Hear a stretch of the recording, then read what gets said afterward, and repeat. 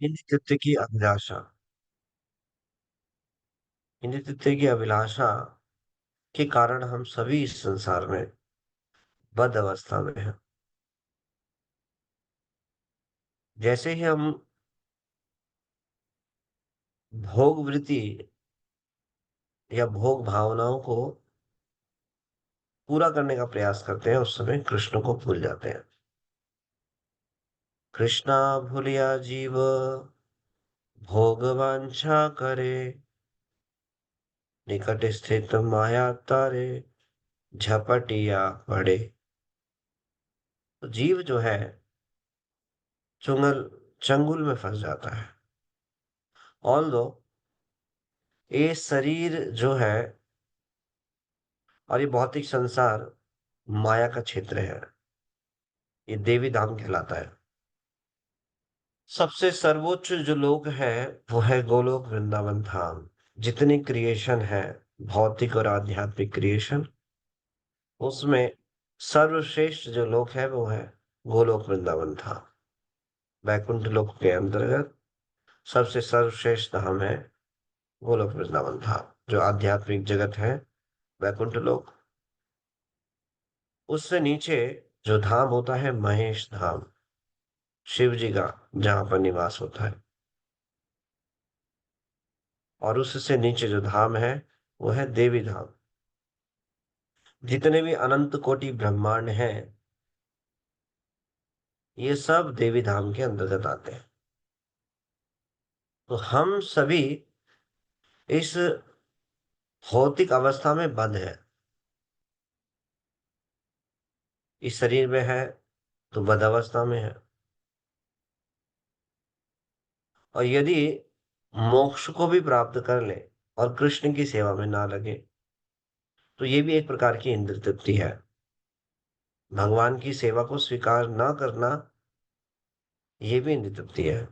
इसमें अपनी इच्छा की पूर्ति की प्रधानता मानी जाती है।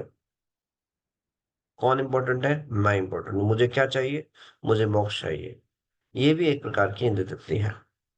तो जीव जो है बद्ध अवस्था में रहता है, लेकिन जैसे ही कृष्ण की सेवा अभिलाषा होती है तो जीव मुक्त हो जाता है। जैसे ही अभिलाषा होगी और भगवान की सेवा में युक्त हो जाएगा तो वो मुक्त हो जाएगा। क्यों? जीव इस चाहे इस शरीर में है, ब्रह्मांड में भी है, लेकिन जो भगवान की भक्ति है वो शुद्ध सत्व है। वो इन सारी जो देवी धाम है, जितने महेश धाम है, इन सब से परे है। इसका संबंध जो है भक्ति का, वो वैकुंठ लोक से है। सब वैकुंठ में भगवान की भक्ति करते हैं, स्वाभाविक भक्ति करते हैं। जैसे यहाँ स्वाभाविक भोग करते हैं संसार में, ऐसे ही वहां पर भगवान की सेवा है। तो उस वृत्ति को जब जीव अपनाता है तो वो मुक्त माना जाता है, इस संसार में रहते हुए भी, इस शरीर में रहते हुए भी। लेकिन हमारी भोग करने की इंद्रिय तृप्ति की जो प्रवृत्ति है वो इतनी परिपक्व है, हम कंडीशन हो गए हैं, ना चाहकर भी इंद्रिय तृप्ति या इंद्रियों के विषयों की तरफ भागते हैं। तो इससे छूटने का जो उपाय है वो भगवान का नाम है। इतना शक्तिशाली है नाम, हमारी उस सारी प्रवृत्ति को परिवर्तित कर देता है। ध्यायतो विषयान् पुंसान्, जो जीव है, सेंस ऑब्जेक्ट जो जितने भी विषय हैं उनको ध्यान ध्यान करता है, चिंतन करता है उनका। और उस चिंतन के कारण उसकी आसक्ति हो जाती है। जब इसी प्रोसेस को जब हम कृष्ण से संबंधित इसको लगाते हैं तो ये कृष्ण के प्रति आसक्ति को जागृत करती है। इसमें सबसे बड़ा जो कार्य है वो है भगवान के नाम का। भगवान के नाम को चिंतन करेंगे, श्रवण करेंगे, ध्यान करेंगे, ये सबसे सर्वश्रेष्ठ है। कलयुग में ध्यान का प्रोसेस नहीं है। सतयुग में ध्यान किया जाता था, कलयुग के जीव ध्यान नहीं कर सकते। बल बुद्धि शक्ति स्मृति ज्ञान, हर प्रकार से शुद्धता पवित्रता सब में बहुत ही नगण्य अवस्था में है कलयुग के जीव। कलयुग में सबसे सरल उपाय दिया गया भगवान का नाम। और कलयुग में ध्यान का अर्थ क्या है? भगवान के नामों को स्पष्ट उच्चारण करना और उसको ध्यानपूर्वक सुनना। जरूरी नहीं है आंख बंद करके ही ध्यान किया जाएगा। आंख बंद करेंगे तो सो जाएंगे, नींद आ जाएगी।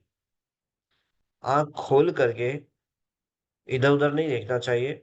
इतना इस प्रकार से इतनी खोलनी चाहिए कि हमारा जो कृष्ण चिंतन है वो हटे नहीं। तो भगवान के नामों को स्पष्ट उच्चारण करना। हरे कृष्ण, हरे कृष्ण, कृष्ण कृष्ण, हरे हरे, हरे राम, राम राम, हरे हरे। जब भगवान के नामों को उच्चारण करके तेज गति से तीव्र आवाज में गाया जाता है, बोला जाता है, तो ये कीर्तन के अंतर्गत आता है। लेकिन जब इसको थोड़ा धीमे स्वर में, जितना कि हम सुन सके, ये जप के अंतर्गत आता है। तो जप को इस प्रकार से करना चाहिए कि हम कीर्तन में परिवर्तित ना कर दें, और ऐसे भी इतना धीमे नहीं करना चाहिए कि हम आलस में, निद्रा में सो जाएं। ये बहुत ध्यान देने की बात है। तो कलयुग में जो ध्यान है वो भगवान के नामों का श्रवण करना ही है, उनको सही से सुनना। तो जीव जो है इस संसार में बद्ध है, लेकिन भगवान के नाम के द्वारा इस संसार से मुक्त होने की बात छोड़िए, अपनी सर्वश्रेष्ठ उत्कृष्ट चेतना में स्थापित हो सकता है। वो क्या है? कृष्ण भावना भावित चेतना। ऐसी चेतना को प्राप्त किया जाता है। श्रील प्रभुपाद जी बताते हैं, यदि परम सत्य, परम ईश्वर तथा पूर्ण पुरुषोत्तम भगवान को संबोधित करने के लिए कोई दिव्य नाम स्वीकारना हो तो वह है कृष्ण। क्या? कृष्ण। भगवान प्रत्येक युग में भिन्न भिन्न रूपों में अवतरित होते हैं और विभिन्न रूप, गुण तथा लीलाओं को प्रकट करते हैं। ऐसी विविधताओं के कारण परम भगवान के असंख्य नाम हैं, जैसे कि राम, वामन, नरसिंह, जानकीनाथ इत्यादि। ये समस्त नाम दिव्य तथा अलौकिक है और भगवान से अभिन्न है। परंतु परंतु सभी नामों में कृष्ण नाम ही सर्वश्रेष्ठ है। तो सभी शास्त्रों के द्वारा, आचार्यों के द्वारा भगवान के नामों में भी सर्वश्रेष्ठ नाम स्वीकार किया गया है, कृष्ण।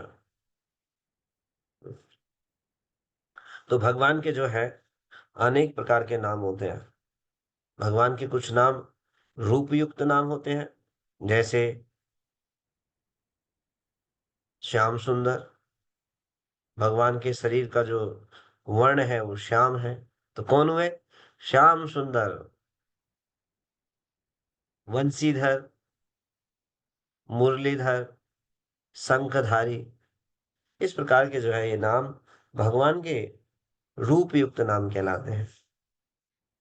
दूसरे प्रकार के नाम है भगवान के गुण युक्त नाम, जिसमें भगवान के गुणों का पता चलता है। जैसे भगवान भक्त वत्सल है, करुणावान है। इस प्रकार के जो नाम है भगवान के गुण युक्त नाम कहलाते हैं। लीला युक्त नाम तीसरे कैटेगरी के जो है वो है लीला युक्त, जिसमें भगवान की लीलाओं का प्राकट्य होता है। माखन चोर। माखन चोर नाम सुना तो क्या पता चला? भगवान माखन चुराते हैं, गोपियों के घर में जाते हैं और माखन चुराते हैं। पूरी लीला प्रकट हो जाती है। खुद भी खाते हैं, बंदरों को खिलाते हैं। दामोदर, जिनको यशोदा मैया ने रस्सी से बांध दिया, दाम से बांध दिया। नमामीश्वरम सचिदानंद रूपम लसत्कुंडलम गोकुल व्रजमानम। इस प्रकार से और कुछ नाम है भगवान के धाम युक्त, जैसे वृंदावन विहारी, वृंदावन चंद्र। इस प्रकार के भगवान के अनेकों नाम हैं। ऐसे ही भगवान के बहुत प्रमुख नाम हैं, गौण नाम हैं, लेकिन सबसे उत्कृष्ट नाम है कृष्ण।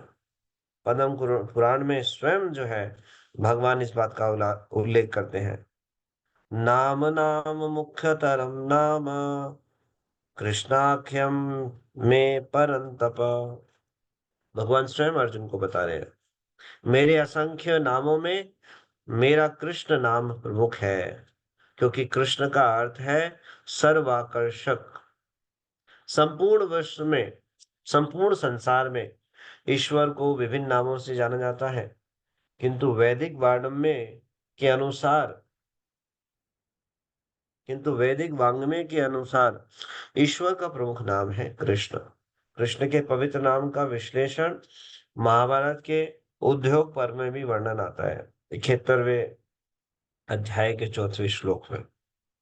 इस प्रकार हुआ है, कृषिर्भुवाचका शब्दो रणश्च निर्वृतिवाचका तयोरेकं परं ब्रह्म कृष्णा इति अभिधीयते। कृष्ण सबको भगवान को आकर्षित करने वाले स्वभाव को इंगित करता है, और ण का अर्थ है आध्यात्मिक आनंद। सब कृष्ण धातु का जब कृष्ण धातु ण से प्रत्यय से मिलता है तो कृष्ण बनता है, जो परम सत्य का सूचक है। तो सभी नामों में सर्वश्रेष्ठ है भगवान का नाम। ऐसे नामों का जप करने से जीव निर्मल हो जाता है, पवित्र हो जाता है और अपने स्वभाव में स्थित हो जाता है। तो हमें क्या करना चाहिए? प्रतिदिन कठिन प्रयास करना चाहिए, पूरी शक्ति को लगाना चाहिए भगवान के नामों को भगवान को अर्पण करने। हम्म? हरे कृष्णा, हरे कृष्णा, कृष्ण कृष्ण, हरे हरे, हरे राम, राम राम, हरे हरे। श्री हरिनाम प्रभु की जय। जगत गुरु श्री प्रभुपाद जी की जय। जय गौर प्रेमानंद। हरि हरि बोल।